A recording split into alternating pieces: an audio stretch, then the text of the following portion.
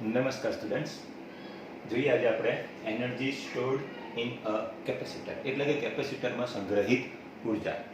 કેપેસિટરમાં સંગ્રહિત ઉર્જા સમજવા માટે કેપેસિટરને આપણે ચાર્જ કરવાનું છે કોઈક રીતે, બરાબર. સમજો મારી પાસે એક સમાંતર પ્લેટ કેપેસિટર છે જેની પ્લેટનું ક્ષેત્રફળ a જેટલું છે, બે પ્લેટ વચ્ચેનું ડિસ્ટન્સ d જેટલું છે અને બંને પ્લેટ વચ્ચે શૂન્યાવકાશ છે.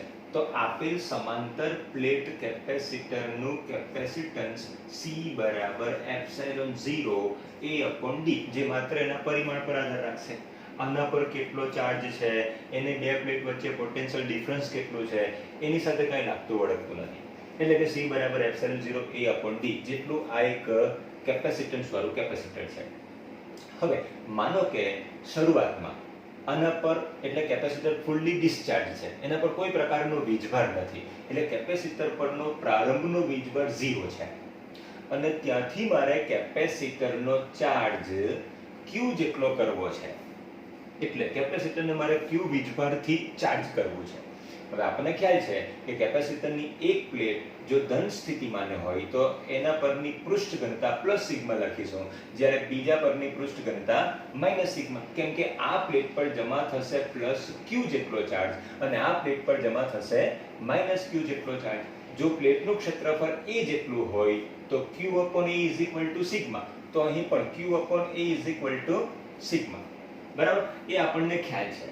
હવે માની લો કે કેપેસિટરની પ્લેટ પર ચાર્જ 0 છે, તો મારે આ પ્લેટને ધન વીજભારિત કરવી છે અને આ પ્લેટને ઋણ વીજભારિત કરવી છે. તમને ખ્યાલ હોય તો જો આની સાથે બેટરી જોડી દઈએ તો બેટરીનો ધન ધ્રુવ આ પ્લેટ સાથે જોડાશે અને ઋણ ધ્રુવ આ પ્લેટ સાથે જોડાશે, એટલે આના પર ધન વીજભાર પ્રસ્થાપિત થશે આવશે અને આના પર ઋણ વીજભાર પ્રસ્થાપિત થશે. ઓકે, હવે આપણે એવું ન કરતા સમજીએ કે નેગેટિવ પ્લેટ પરથી પોઝિટિવ ચાર્જને હું પોઝિટિવ પ્લેટ તરફ લઈ જાઉં છું, બરાબર. તો સમજો આના પરથી હું ચાર્જ Q જેટલો આના પર લાવવા પ્રયત્ન કરું છું. એના માટે મારે કાર્ય કરવું પડશે અને એ કાર્ય કરવા માટે સમજો શરૂઆતમાં હું આ પ્લેટ પરથી થોડો ચાર્જ આના ઉપર લઈ આવ્યો તો આ પ્લેટ ધન વીજભારિત બનશે અને એટલી જ આ પ્લેટ ઋણ વીજભારિત બનશે. તો બે પ્લેટ વચ્ચેના વિસ્તારમાં ધનથી ઋણ તરફનું નબળું વિદ્યુત ક્ષેત્ર ઉત્પન્ન થશે, ઓછા મૂલ્યનું વિદ્યુત ક્ષેત્ર ઉત્પન્ન થશે. હવે પછી હું બીજો વીજભાર લાવું તો એ વીજભારને મારે આ ક્ષેત્રની વિરુદ્ધમાં લઈ જવો પડશે, કેમ કે ધન વીજભાર પર ક્ષેત્રની દિશામાં બળ લાગશે અને ઋણ વીજભાર પર ક્ષેત્રની વિરુદ્ધ દિશામાં. મારે લાવવાનો છે નેગેટિવ પ્લેટ પરથી ધન વીજભાર પોઝિટિવ પ્લેટ પર. તો સ્વાભાવિક છે કે ધન વીજભારને જો હું ક્ષેત્રમાંથી લાવીશ તો ધન વીજભાર પડતો ક્ષેત્રની દિશામાં બળ લાગશે. મારે લઈ જવાનો છે ક્ષેત્રની વિરુદ્ધ દિશામાં. સ્વાભાવિક છે કે મારે બહારથી કાર્ય કરવું પડશે, એટલે કે બાહ્ય બળ લગાડવું પડશે અને બાહ્ય કાર્ય કરવું પડશે. આમ કરતા કરતા હું એક તબક્કે સમજો હું થોડો ચાર્જ આના પર લાવું છું, એટલે હું તબક્કાવાર ચાર્જને થોડો ઋણ પ્લેટ પરથી ધન પ્લેટ પર લાવતો જાઉં છું. જેમ જેમ ધન પ્લેટ પર ચાર્જ આવતો જશે તેમ તેમ ધન અને ઋણ ચાર્જનું મૂલ્ય વધતું જશે, તેમ તેમ બે પ્લેટ વચ્ચેનું વિદ્યુત ક્ષેત્ર પણ સ્ટ્રોંગ બનતું જશે, બરાબર. દરેક તબક્કે વિદ્યુત ક્ષેત્ર વધતું જશે, દરેક તબક્કે ધન પ્લેટ પરનો ધન ચાર્જ વધતો જશે, એ જ રીતે ઋણ પ્લેટ પરનો ઋણ ચાર્જ પણ વધતો જશે. ઓકે, તો એમાંનો કોઈ એક તબક્કો હું વિચારી લઉં. માનો કે કોઈ એક તબક્કે આના પર ધન પ્લેટ પર પ્લસ Q' જેટલો ચાર્જ આવ્યો અને ઋણ પ્લેટ પર માઇનસ Q' જેટલો ચાર્જ આવ્યો, જમા થયો, બરાબર. હાલમાં આ પ્લેટ પર Q' અને માઇનસ Q' જેટલા વીજભારો છે. હજી તબક્કાઓ આપણા ચાલુ જ છે, કેમ કે આપણે તો કરવાનો છે ચાર્જ 0 થી Q અને Q કરતા Q' સમજો ઓછો છે. આ કોઈ તબક્કે જમા થયેલો વીજભાર છે, હજી આપણે અમુક તબક્કાઓ કરવાના બાકી છે. તો આ તબક્કે Q' જેટલો ચાર્જ જ્યારે પ્લેટ પર હોય ત્યારે પ્લેટના બે છેડા વચ્ચે પોટેન્શિયલ ડિફરન્સ સમજો V' છે. તો C બરાબર Q/V આ કેપેસિટન્સનું ઇક્વેશન છે, એના પરથી હું લખી શકું C = Q'/V'. માટે V' = Q'/C. તો સમજો જે તબક્કે એક પ્લેટ પર ચાર્જ પ્લસ Q' છે એ તબક્કે જે પણ વિદ્યુત ક્ષેત્ર હશે એ વિદ્યુત ક્ષેત્ર ને લીધે આ બે પ્લેટ વચ્ચે પોટેન્શિયલ ડિફરન્સ જો V' હોય તો V' બરાબર Q'/C લખી શકીએ ઇક્વેશન પરથી. બરાબર છે. હવે સમજો હજી આપણા ઘણા તબક્કાઓ બાકી છે જેમાં આપણે ચાર્જ નેગેટિવ પરથી પોઝિટિવ પર લાવવાનો છે. ઓકે, હવે સમજી લો કે હું dq જેટલો ચાર્જ લાવું છું. q' જેટલો ચાર્જ ઓલરેડી ધન પ્લેટ પર છે અને હું પ્લસ dq જેટલો ચાર્જ ઋણ પ્લેટ પરથી ધન પ્લેટ પર લાવું છું. તો પ્લસ dq જેટલા ચાર્જને આ પ્રકારના વીજભારિત પ્લેટની વચ્ચેના ઉત્પન્ન થયેલા વિદ્યુત ક્ષેત્રમાંથી લાવવાનો છે. તો ક્ષેત્ર એના પર બળ લગાડશે. એ બળની વિરુદ્ધમાં આપણે કાર્ય કરવું પડશે અને કરવું પડતું કાર્ય જો dw હોય તો તમને યાદ હોય તો બે પ્લેટ વચ્ચે અથવા બે બિંદુ વચ્ચે પોટેન્શિયલ ડિફરન્સ V' હોય અથવા ડેલ્ટા V હોય અને q ચાર્જને લાવવો હોય તો કરવું પડતું કાર્ય w બરાબર q ડેલ્ટા V થાય. તો અહીં મારે લખવાનું લાવવો છે મારે ચાર્જ dq' બરાબર અને પોટેન્શિયલ ડિફરન્સ છે V'. તો કરવું પડતું કાર્ય dw dq' V'. આ ક્યાંથી આવ્યું? તો કે આ આવ્યું છે ઇક્વેશન w બરાબર q v પરથી અથવા v બરાબર w/q પરથી. આ ઇક્વેશન થયું છે. તો આટલું કાર્ય કરવું પડશે dq' જેટલા ચાર્જને v' જેટલા પોટેન્શિયલ ડિફરન્સ વાળા એક બિંદુ પરથી બીજા બિંદુ પર લાવવા માટે. ઓકે, તો dw બરાબર dq' v' બરાબર v' એટલે q'/c dq'. માટે dw બરાબર આટલું થયું q'/c dq'. આટલું કાર્ય ખાલી dq' જેટલા ચાર્જને આ તબક્કે લાવવા માટે કરવું પડે છે. કયા તબક્કે? જ્યારે એક પ્લેટ પર q' ચાર્જ હોય ત્યારે. હવે માનો કે dq' જેટલો ચાર્જ આવ્યો તો એના પરનો q' ચાર્જ વધીને q' + dq' થશે. પછીનું જે કાર્ય આવશે તે અલગ રીતે કરવાનું આવશે પણ ઇક્વેશન આ જ બનશે કેમ કે ત્યારનો ચાર્જ q' ના બદલે q' + dq' હશે. બરાબર. આમ કરતા કરતા દરેક તબક્કે dw જેટલું કાર્ય શોધતા ગયા અને જો હવે ઝીરો ચાર્જથી તમારે q ચાર્જ કરવો હોય અને એના માટેનું કુલ કાર્ય શોધવું હોય તો કુલ કાર્ય બરાબર ઇન્ટિગ્રેશન dw કરવું પડે અથવા તો દરેક તબક્કે થયેલા કાર્યનો સરવાળો કરવો પડશે અને એ સરવાળો સંકલનમાં રૂપાંતરિત થશે.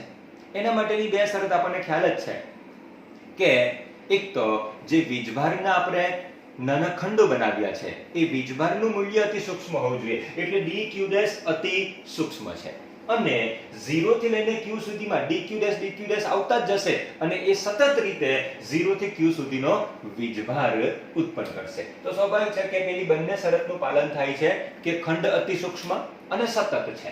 તો તેવા સંજોગોમાં આ સરવાળો સંકલનમાં રૂપાંતરિત થશે અને હું સીધું લખી દઉં આ રીતે. તો ઇન્ટિગ્રેશન dw ના બદલે લખીશું q'/c dq'.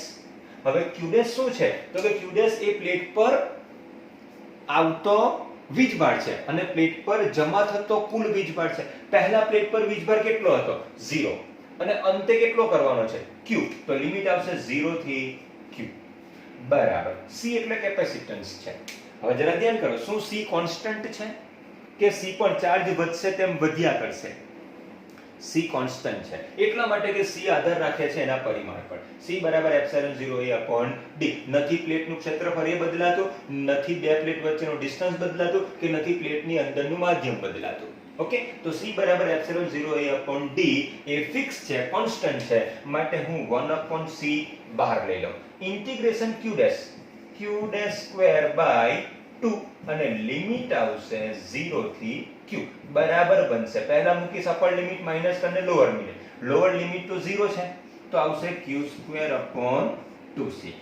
આટલું કાર્ય કરવું પડશે અને એ કાર્ય કેપેસિટર પર 0 ચાર્જ થી q ચાર્જ કરવા માટેનું છે. મતલબ કે મેં કેપેસિટરને હવે ચાર્જ કર્યું અને ચાર્જ કરવા માટે મેં આટલું કાર્ય કર્યું. હવે વિદ્યુત ક્ષેત્રમાં આપણે આ કાર્ય કરવું પડે છે. વિદ્યુત ક્ષેત્ર એ સંરક્ષી બળ ક્ષેત્ર છે અને સંરક્ષી બળ ક્ષેત્રમાં કરેલું કાર્ય સીધું તંત્રમાં સ્થિતિ ઉર્જા સ્વરૂપે સંગ્રહ પામશે અને એ સંગ્રહ પામેલી સ્થિતિ ઉર્જા એટલે જ કેપેસિટરમાં સંગ્રહિત ઉર્જા, એનર્જી સ્ટોર્ડ ઇન કેપેસિટર. બરાબર. તો સીધું આ કાર્ય જ બની જશે ઉર્જા, બનશે q²/2c. બરાબર છે. ઓકે, આ જે ઉર્જા છે એ ઉર્જાને હું પોટેન્શિયલ એનર્જી U સ્વરૂપે દર્શાવું તો U બરાબર q²/2c. U is equal to q²/2c. Okay, ચાલો હવે આ તો ચાર્જ અને કેપેસિટન્સ પર આધારિત ઇક્વેશન છે, પણ આપણને ખ્યાલ છે કે જેમ જેમ ચાર્જ વધતો જાય તેમ તેમ પોટેન્શિયલ બી બદલાતું જશે. જો એના પર q ચાર્જ હોય તો આ બે વચ્ચે પોટેન્શિયલ ડિફરન્સ V હોવો જોઈએ. જો એક તબક્કે એટલે કે ફાઇનલ તબક્કે પ્લેટ પરનો ચાર્જ q બની જતો હોય તો તે સમયે બે પ્લેટ વચ્ચે પોટેન્શિયલ ડિફરન્સ v બનતું હોવું જોઈએ. બરાબર. તો capacitance C is equal to q/v equation પરથી જો હું અહીંયા કિંમત મૂકું c ની તો u બરાબર q²/2 into c. c બરાબર q/v. અંશ છેદનો છેદ અંશમાં જશે, એક એક q કેન્સલ થશે તો આવશે 1/2 q into v. આ પણ એક ઇક્વેશન છે. ઓકે, આ q અને c સ્વરૂપનું છે, આ q અને v સ્વરૂપનું છે. તો v અને c સ્વરૂપનું ઇક્વેશન બી હશે. v અને c સ્વરૂપના ઇક્વેશનને મેળવવા માટે ફરી પાછું c બરાબર q/v, એના પરથી હું q ને સૂત્રનો કરતા બનાવ તો q બરાબર cv થશે. એની કિંમત હું મૂકી દઉં તો u બરાબર 1/2 q ના બદલે મૂકો cv into v બરાબર બનશે 1/2 cv². આ પણ c અને v સ્વરૂપે કેપેસિટરમાં સંગ્રહિત ઉર્જાનું ઇક્વેશન છે. બરાબર. તો કેપેસિટરમાં સંગ્રહિત ઉર્જાના આપણે ત્રણ સમીકરણ જોયા, q²/2c, 1/2 qv અને 1/2 cv². ઓકે, આ ત્રણ ઇક્વેશન ત્રણે ત્રણ કેપેસિટરમાં સંગ્રહિત ઉર્જાના ઇક્વેશન છે. ચલો હવે માની લો કે કેપેસિટરમાં સંગ્રહિત ઉર્જા u બરાબર 1/2 cv² છે. ઓકે, એમાં u બરાબર 1/2 cv² છે, જેમાં હું E બરાબર V/d ઇક્વેશન લખી શકું કે આ બે પ્લેટ વચ્ચે ઉત્પન્ન થયેલું વિદ્યુત ક્ષેત્ર જો E જેટલું હોય તો E બરાબર V/d. E બરાબર V/d આવું ઇક્વેશન છે. બરાબર. તો હું V બરાબર E into d લખી શકું. હવે E એટલે શું? જ્યાં E એટલે સિગ્મા અપોન એપ્સિલોન 0. E એટલે આ બે પ્લેટ વચ્ચે ઉત્પન્ન થયેલું વિદ્યુત ક્ષેત્ર સિગ્મા અપોન એપ્સિલોન 0. એક પ્લેટને કારણે સિગ્મા અપોન 2 એપ્સિલોન 0, બીજી પ્લેટને કારણે સિગ્મા અપોન 2 એપ્સિલોન 0. બંને એક જ ડાયરેક્શનમાં હશે એટલે E બરાબર sigma upon epsilon 0 is equal to sigma બરાબર હું લખી શકું q upon a into epsilon 0. Sigma બરાબર હું q અપોન a લખી શકું ઇન્ટુ એપ્સિલોન 0. બરાબર છે. ચલો માટે u is equal to 1/2 c into ed whole square. મેં v ની કિંમત અહીંયા ગોઠવી દીધી, c into ed whole square બરાબર 1/2. હવે c એટલે epsilon 0 a upon d, c એટલે epsilon 0 a upon d into e square into d square. e square into d square. ચલો એક એક d કેન્સલ થઈ જશે, બરાબર આવશે 1/2 epsilon 0 a square into ad. હવે જરા ad પર ધ્યાન કેન્દ્રિત કરો. a એટલે પ્લેટનું ક્ષેત્રફળ, d એટલે બે પ્લેટ વચ્ચેનું ડિસ્ટન્સ. તો એ બની જશે ને કદ, બે પ્લેટ વચ્ચે ઘેરાતું કદ એટલે કેપેસિટરનું કદ. તો આ ઉર્જા એ કેપેસિટરમાં સંગ્રહિત ઉર્જા છે જે પૂરેપૂરા આખા કદમાં સંગ્રહિત ઉર્જા છે. જો તમને ઉર્જા ઘનતા જોઈતી હોય, ઉર્જા ઘનતા જેને હું ρ e થી દર્શાવું તો ρ e is equal to ઉર્જાના છેદમાં કદ. ઉર્જા ઘનતા એટલે ઉર્જા ભાગ્યા કદ. તો is equal to 1/2 epsilon 0 a square ed અને છેદમાં કદ. કદ બરાબર પણ ed જ આવવાનું, આને આ કેન્સલ બનશે, બરાબર બનશે 1/2 એપ્સિલોન 0 e સ્ક્વેર. આ છે આપણી કેપેસિટરમાં ઉર્જા ઘનતાનું સૂત્ર 1/2 એપ્સિલોન 0 e સ્ક્વેર, જ્યાં e બરાબર q upon a એપ્સિલોન 0 તમે લખી શકો એ પ્રકારે ઇક્વેશન આપણને મળતું જાય. માની લો કે આપણે લખીએ તો 1/2 એપ્સિલોન 0 e ના બદલે લખી દઈએ q² upon a² epsilon 0 square. તો એક એક એપ્સિલોન 0 કેન્સલ થઈ જશે તો આવશે q² upon 2 epsilon 0 a². q² upon 2 epsilon 0 a². બરાબર. અને q અપોન a ના બદલે સિગ્મા બી લખી શકો તો સિગ્મા સ્ક્વેર અપોન 2 એપ્સિલોન 0 થઈ જશે. Sigma square upon 2 epsilon 0. Okay, આ થઈ કેપેસિટરમાં સંગ્રહિત ઊર્જા અને ઊર્જા ઘનતા.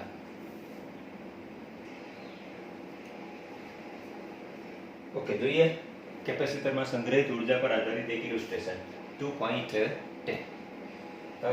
ઇલુસ્ટ્રેશનમાં કહ્યા અનુસાર આપણી પાસે એક કેપેસિટર છે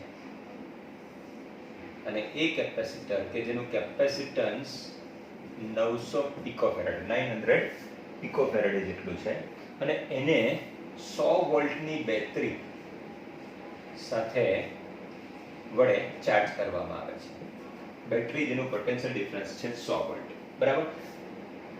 કેપેસિટર પર પ્રારંભમાં કોઈ પ્રકારનો ચાર્જ નથી અને જેવી બેટરી એની સાથે જોડવામાં આવે એટલે બેટરી વડે પ્રવાહનું વહન થશે. મતલબ કેપેસિટર ચાર્જ થશે અને કેપેસિટર પર એક પ્લેટ પર ધન વીજભાર અને બીજી પ્લેટ પર ઋણ વીજભાર જમા થશે. ધારો કે જમા થતો ધન વીજભાર q જેટલો છે, આના પરનો ઋણ વીજભાર -q જેટલો છે. બરાબર. તો આના બે છેડા વચ્ચે પોટેન્શિયલ ડિફરન્સ બેટરીના 100 વોલ્ટ જેટલું થશે ત્યાં સુધી પ્રવાહ વહ્યા કરશે. જેવું કેપેસિટર પર ચાર્જ વધતા વધીને q જેટલો થાય ત્યારે બે પ્લેટ વચ્ચે પોટેન્શિયલ ડિફરન્સ 100 વોલ્ટનું થાય. પછી કોઈ પ્રવાહ વહેતો નથી. ત્યારે સમજવું કેપેસિટર ફુલ્લી ચાર્જ થઈ ગયું આપેલ પોટેન્શિયલને ધ્યાનમાં લઈને. બરાબર. એક વખત આપેલ પોટેન્શિયલને ધ્યાનમાં લઈને કેપેસિટર ફુલ્લી ચાર્જ થઈ જાય પછી એ કેપેસિટરમાં કે કેપેસિટરની શાખામાં પ્રવાહ વહેતો નથી. એટલે કે કેપેસિટર જે શાખામાં જોડેલું હોય એ શાખામાં પ્રવાહ વહેતો નથી. એટલે ફુલ્લી ચાર્જ કેપેસિટરની શાખામાં પ્રવાહ વહેશે નહીં. તો જ્યાં સુધી પોટેન્શિયલ ડિફરન્સ આ બે પ્લેટ વચ્ચે 100 વોલ્ટ ન થાય ત્યાં સુધી બેટરીમાંથી પ્રવાહ વહ્યા કરશે. ત્યાં સુધી કેપેસિટર ચાર્જ થયા કરશે અને કેપેસિટર પર સમજો q જેટલો ચાર્જ જમા થયો. બરાબર. કેપેસિટરનું કેપેસિટન્સ c છે, એનો પોટેન્શિયલ ડિફરન્સ v છે, તો એના પર ચાર્જ કેટલો છે એ c બરાબર q/v પરથી q બરાબર c ની ઇક્વેશન પરથી મળી જાય, જેને કહીશું કેપેસિટર પરનો ચાર્જ. અને કેપેસિટર પરનો ચાર્જ q બરાબર c * v. c એટલે 900 પિકોફેરાડ એ 900 * 10 - 12 * 100 is equal to 9 * 10 બનશે -8 કુલમ. 9 * 10 - 8 કુલમ. તો q બરાબર આટલો ચાર્જ કેપેસિટર પર જમા થશે. બરાબર છે. ઓકે, હવે રકમ એવું કહે છે આપણને કે 900 પિકોફેરાડ ના એક કેપેસિટરને 100 વોલ્ટની બેટરી વડે વિદ્યુત ભારિત કરાય છે. તો પહેલું કેટલી સ્થિત વિદ્યુત ઊર્જા કેપેસિટર વડે સંગ્રહ પામશે? તો એ ભાગમાં આપણે શોધવાનું છે કેપેસિટરમાં સંગ્રહિત ઊર્જા. તો કેપેસિટરમાં સંગ્રહિત ઊર્જાનું ઇક્વેશન આપણી પાસે ત્રણ ઇક્વેશન છે. 1/2 cv², q²/2c અને 1/2 qv. આપણી પાસે q છે, v છે અને c પણ છે. કોઈ બી એક ઇક્વેશન લાગુ પાડો અને મેળવી શકાય. માની લો કે હું 1/2 cv² ઇક્વેશન લઈ લઉં તો આવશે 1/2 અને c બરાબર 900 ગુણ્યા 10 - 12 ગુણ્યા 10⁻² હોલ સ્ક્વેર 100 બરાબર આ થઈ જશે 4.5 into 10⁻², આ બનશે 4 4 ને 2 6 -6 જૂલ. એટલે કે 4.5 માઇક્રોજૂલ જેટલી ઊર્જા સંગ્રહ પામશે આ કેપેસિટરમાં. ઓકે, તો એ ભાગમાં એવું જણાવ્યું છે આપણને કે 900 પિકોફેરાડના કેપેસિટરને 100 વોલ્ટની બેટરી સાથે જોડીને એને ચાર્જ કરતા એમાં કેટલી એનર્જી સંગ્રહ પામશે અને એ એનર્જી સંગ્રહ પામશે તો વિદ્યુત ક્ષેત્રમાં. એવું સમજી લો કે કેપેસિટરને ચાર્જ કરીએ એટલે કેપેસિટરની બે પ્લેટ વચ્ચે વિદ્યુત ક્ષેત્ર ઉત્પન્ન થવાનું છે અને એ વિદ્યુત ક્ષેત્રમાં જ એનર્જી સંગ્રહ પામશે. ઓકે, તો આટલી 4.5 માઇક્રોજૂલ જેટલી એનર્જી કેપેસિટરમાં સંગ્રહિત થઈ છે. ત્યાર પછી બી ભાગમાં એવું કહ્યું છે કે કેપેસિટરને બેટરીથી જોડાણ દૂર કરતા, એટલે કે કેપેસિટરનું બેટરીથી જોડાણ દૂર કરી.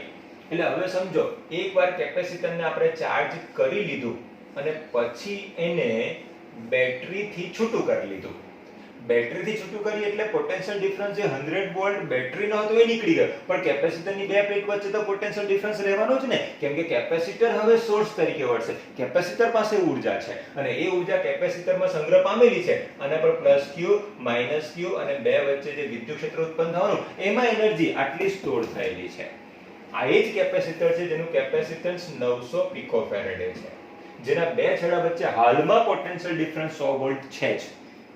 ઓકે ઓકે, બેટરી દૂર કરી. બીજા 900 પિકોફેરેડેના વિદ્યુત ભાર વિહીન એનું કેપેસિટન્સ એટલું જ છે, C બરાબર 900 પિકોફેરેડે, પર એના પર હાલમાં કોઈ ચાર્જ નથી. આના પર પ્લસ ક્યુ માઈનસ ક્યુ ચાર્જ છે, જ્યારે આના પરનો ચાર્જ 0 છે. એવા કેપેસિટર સાથે જોડવામાં આવે, એટલે બેટરી દૂર કરી અને પેલું બીજું ડિસ્ચાર્જ થયેલું વીજભાર વિહીન કેપેસિટરને આ કેપેસિટરની સાથે જોડી દઈએ, એટલે આકૃતિમાં દર્શાવ્યા પ્રમાણે આમ પરિપથ તૈયાર થયો. સોર્સ આ છે, આની પાસે એનર્જી છે, આની પાસે એનર્જી 0 છે, તો સ્વાભાવિક છે કે આ પોતાની એનર્જી આપશે. એટલે આ જે ધન પ્લેટ હતી એ ધન પ્લેટ આ પ્લેટને ધન કરશે અને આ પ્લેટને ઋણ બનાવશે. મતલબ કે આમાંથી આમાં એનર્જી આવશે, એટલે હવે આ પ્લેટ એટલે આ કેપેસિટર એનર્જી ગુમાવીને પ્રવાહનું વહન કરાવશે અને એ પ્રવાહ આ ડાયરેક્શનમાં વહેશે, એટલે આ પ્લેટ ધન બનશે અને આ પ્લેટ ઋણ બનશે.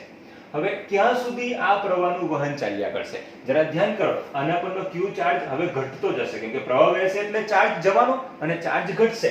ચાર્જ ઘટશે એટલે પોટેન્શિયલ ડિફરન્સ પણ ઘટશે. આ પ્લેટ વચ્ચે જે V હતું ને એ હવે ઘટવાનું, બરાબર? ઘટીને સમજો V ડેશ થયું, ત્યાં સુધી આના પર ચાર્જ આવ્યા કરશે અને આ બે છેડા વચ્ચેનું પોટેન્શિયલ ડિફરન્સ વધતું જશે. આનું પોટેન્શિયલ ડિફરન્સ V હતું ત્યારે આનું 0 છે. જેવી મેં સ્વિચ ઓન કરી એટલે કે જોડાણ કર્યું એટલે આનું પોટેન્શિયલ ઘટતું જશે, કેમ કે ચાર્જ Q આના પરથી આના પર આવ્યો. આના પર ચાર્જ આવશે એટલે બીજું કેપેસિટર ચાર્જ થવા લાગ્યું, બીજા કેપેસિટરમાં એનર્જી સંગ્રહ થવા લાગી અને બીજું કેપેસિટરની બે પ્લેટ વચ્ચે પોટેન્શિયલ ડિફરન્સ વધવા લાગ્યો. આનો પોટેન્શિયલ ડિફરન્સ V થી ઘટવા લાગ્યો, આનો પોટેન્શિયલ ડિફરન્સ 0 થી વધવા લાગ્યો. ક્યાં સુધી આનો પોટેન્શિયલ ડિફરન્સ ઘટશે? V ડેશ સુધી. આનો પોટેન્શિયલ ડિફરન્સ ક્યાં સુધી વધશે? V ડેશ સુધી. જ્યાં સુધી બંનેના બે છેડા વચ્ચે પોટેન્શિયલ ડિફરન્સ સરખા ન થાય ત્યાં સુધી પ્રવાહનું વહન ચાલ્યા કરશે, પછી પ્રવાહ અટકી જશે. બરાબર? હવે સમમિતિવાળું તંત્ર બન્યું ને આપણું, કેમ કે પેલું કેપેસિટર એનું કેપેસિટન્સ 900 પિકોફેરેડે, આ કેપેસિટર એનું કેપેસિટન્સ 900 પિકોફેરેડે. તો સ્વાભાવિક છે કે જો બંનેના કેપેસિટન્સ સરખા હોય તો બંને પર વીજભાર સંગ્રહ કરવાની ક્ષમતા આપેલા પોટેન્શિયલ માટે સરખી. તો જો બંનેનો પોટેન્શિયલ V ડેશ હોય, પહેલા આની પર Q હોય તો પછી આના પર થોડો ચાર્જ આવી ગયો, સમમિતિના આધારે આપણે એવું ચોક્કસ કહી શકીએ કે આના પરનો અડધો ચાર્જ અહીં આવી જશે, એટલે આના પર બચશે Q/2 અને આના પર પણ આવી જશે Q/2 ચાર્જ. હવે બે કેપેસિટર છે, બંને કેપેસિટર પર Q/2 જેટલો ચાર્જ છે, બંને કેપેસિટરનું common potential difference V dash જેટલું છે, બંને કેપેસિટરનું કેપેસિટન્સ 900 પિકોફેરેડે છે. ઓકે, આ રીતે આપણે જોડ દીધું છે. જોડવાથી આવી પ્રોસેસ થઈ. હવે આ તંત્ર વડે કેટલી વિદ્યુત સ્થિતિ ઊર્જા સંગ્રહ પામશે? આનામાં રહેલી કેટલી સ્થિતિ ઊર્જા છે તે શોધવાની. આપણી પાસે તંત્રમાં બે કેપેસિટર છે, તો કુલ ઊર્જા U એટલે U1 plus U2. U1 plus U2. Okay, U1 બરાબર 1/2 C V dash square plus U2 બરાબર પણ 1/2 C V ડેશ સ્ક્વેર. કેમ? કેમ કે બંનેનું C સરખું છે, બંનેનું V ડેશ પણ સરખું છે, તો ઇક્વેશન તો 1/2 CV સ્ક્વેર વાળું છે, તો હું લખી શકું 2 times 1/2 CV ડેશ સ્ક્વેર. લખી શકાય આવું. આટલી ઊર્જા એનામાં સંગ્રહ પામશે. હવે આપણે ગણવાની છે, ગણવા માટે જોઈએ C તો છે આપણી પાસે, જોઈએ V ડેશ. V ડેશ શોધવું પડે, અથવા આપણી પાસે બીજું પણ ઇક્વેશન છે Q અને C વાળું, Q²/2C વાળું. એ ઇક્વેશન બી લાગુ પાડી શકાય. એમાં Q શું લેવાનું? આના પરનો ચાર્જ Q/2. એમાં Q કેટલો છે તો કે આ Q/2 આપણને મળી જશે, કિંમત મૂકીને શોધી શકીએ. અથવા તમે V ડેશ શોધી કાઢો. V ડેશ શોધાશે? ચાલો, V ડેશ શોધવા માટે શું કરશું? જ્યાં V ડેશ બરાબર ઇક્વેશન તો આપણી પાસે છે ને, C બરાબર Q/V, તો V બરાબર Q/C. તો આવશે q બાય c. હવે v ડેશ બરાબર q ડેશ બાય c, જ્યાં q ડેશ બરાબર q બાય 2 અપોન c. કેમ કે પછીનો q ડેશ તો q બાય 2 થઈ ગયો ને, એટલે q બાય 2 c. તો બની જશે q અપોન 2 c. હવે q એટલે આ છે, c એટલે 900 પિકોફેરાડે છે આપણી પાસે. તો u બરાબર 2 into 1 by 2 c into q upon 2c whole square. q upon 2c whole square. Okay, આ બેને બે કેન્સલ કરી દઈએ આપણે. તો u બરાબર આ 1 by 2 નો સ્ક્વેર છે એટલે 1 by 4 થશે. 1 by 4 અને એક c કેન્સલ થશે તો આવશે q સ્ક્વેર by c. એક સ્ક્વેર છે એટલે એક c કેન્સલ થશે અને આવશે એક c અને પેલો 4 થાય. ઓકે, એટલે 1 by 4 q square upon c. 1 by 4 into q square. q એટલે આવશે 9 into 10 raised to minus 8 whole square upon c. c એટલે 900 પિકોફેરાડ. 9 into 10 raised to minus 900 છે ને, 9 into 10 raised to minus 10 Faraday. Okay, ચલો બરાબર. ઉપર બચશે એક 9, 9 by 4 into 10 raised to minus 16 plus 10 is equal to 9 by 4 એટલે 4 દુ 8, એક બચ્યો, 4 એક વાર 4, નહીં 4 દુ 8, એક બચ્યો એટલે 10, ફરી પાછું 4 દુ 8, બે બચ્યા 20. Okay, 2.25 into 10 raised to minus 6 joule એટલે કે 2.25 માઇક્રોજૂલ. તો શરૂઆતની એનર્જી ઇક્વેશન 1 પ્રમાણે 4.5 માઇક્રોજૂલ છે અને પછીની એનર્જી આ રીતે બીજું કેપેસિટર જોડતા 2.25 માઇક્રોજૂલ બની.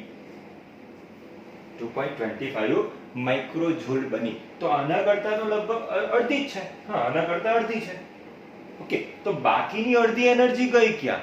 ખરેખર તો આ બેટરીને કારણે આ કેપેસિટરને આપણે આટલી ઊર્જા આપી, પછી બેટરી હટાવી દીધી, તો કેપેસિટરમાં આટલી ઊર્જા તો છે જ. હવે હું બીજું ઊર્જા વગરનું કેપેસિટર જોડું તો આની ઊર્જા આમાં આવશે. તો બંનેમાં અડધી અડધી ઊર્જા વહેંચાવી જોઈએ ને, બરાબર? બંનેમાં અડધી અડધી ઊર્જા વહેંચાય તો બંનેનો સરવાળો કરીએ તો પૂરી ઊર્જા રહેવી જોઈએ. પણ ઊર્જા તો આપણને સરવાળો કરતા આટલી મળી, મતલબ કે પહેલા કરતા ઓછી મળી. તો બાકીની એનર્જી ગઈ ક્યાં? બાકીની એનર્જી ક્યાં જશે? તો કે તમે જુઓ, જ્યારે આ કેપેસિટરની સાથે વિદ્યુતભાર વિહીન કેપેસિટરને જોડવામાં આવે તે પ્રક્રિયા દરમિયાન આ કેપેસિટરમાંથી પ્રવાહનું વહન થશે અને આ કેપેસિટર ચાર્જ થશે. એટલે ક્ષણિક સમય માટે વિદ્યુત પ્રવાહ વહીને આ કેપેસિટરને ચાર્જ કરશે. તે દરમિયાન આ તારમાંથી I2RT અનુસાર ઉષ્મા ઉર્જા ઉત્પન્ન થશે. એક ઉષ્મા ઉર્જા સ્વરૂપે એનર્જી લોસ થશે. હવે એનર્જી લોસ થશે તો કોની? જે તંત્ર પાસે હશે એ જ લોસ થવાની ને. અને બીજું, વિદ્યુત પ્રવાહ વિદ્યુત ભાર ગતિ કરતો હોય ને તો એ વિદ્યુત ચુંબકીય તરંગ પણ ઉત્પન્ન કરતો હોય. એટલે કે બે પ્રકારે એનર્જી વ્યય પામશે વાતાવરણમાં. એક તારમાંથી I2RT અનુસાર ઉષ્મા ઉર્જા સ્વરૂપે અને બીજી વિદ્યુત ચુંબકીય વિકિરણ સ્વરૂપે બી એનર્જી વ્યય પામશે. કેમ કે તમે જુઓ તો કેપેસિટરમાં વિદ્યુત ક્ષેત્ર હતું, પછી વિદ્યુત ક્ષેત્ર ઘટવા લાગ્યું, બરાબર? અહીંયા વિદ્યુત ક્ષેત્ર નહીં હતું, એ વિદ્યુત ક્ષેત્ર વધવા લાગ્યું. મતલબ કે વિદ્યુતીયકરણ થવું, વિવિદ્યુતીયકરણ થવું, એ ઘટનામાં બી એનર્જી લોસ થશે. અને એટલે આ બીજા ઇક્વેશનમાં મળતી એનર્જી પહેલાની સાપેક્ષે અડધી છે અથવા ઓછી છે. અડધી એટલા માટે કે બંને આઈડેન્ટિકલ છે, અલગ અલગ હોય તો કંઈક જુદું પરિણામ આવતે. ઓકે, આ થયો આપણો A અને B દાખલો. ઓકે.